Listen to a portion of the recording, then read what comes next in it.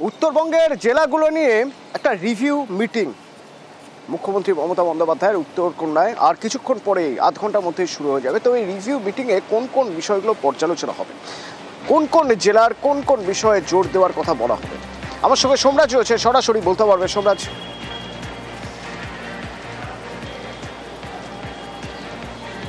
দেখো, উত্তরবঙ্গের ৮ জেলা নিয়ে রিভিউ বৈঠক কিছুক্ষণের মধ্যেই শুরু করবেন মুখ্যমন্ত্রী মমতা বন্দ্যোপাধ্যায়। তুমি জানো যে গত কয়েক বছর ধরে উত্তরবঙ্গের জন্য একাধিক পরিকাঠামোগত নির্মাণ গড়ে তোলা হয়েছে। বিশেষত বিনিয়োগকারীদের উৎসাহ দেওয়ার জন্য যেমন শিল্পের ক্ষেত্রে একাধিক পরিকাঠামো গড়ে তোলা হয়েছে, তেমনি চা শ্রমিকদের জন্য চা সুন্দরী প্রকল্প সহ একাধিক পরিকাঠামো গড়ে তোলা হয়েছে।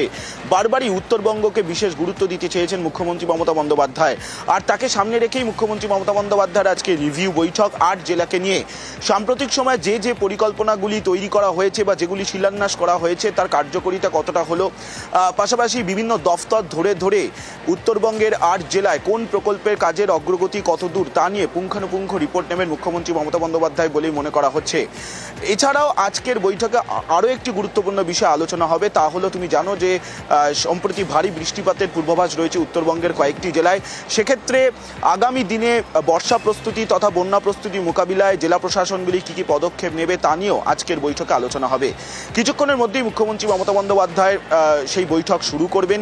ইতিমধ্যেই রাজ্যের ৮ জেলার মধ্য থেকে ৫ জেলা অর্থাৎ শিলিগুড়ি সংলগ্ন যে ৫ জেলা, সেই ৫ জেলার প্রশাসনিক আধিকারিকরা উত্তরকন্যায় এসে উপস্থিত হয়েছেন। বাকিরা ভার্চুয়ালি সেই বৈঠকে উপস্থিত থাকবেন।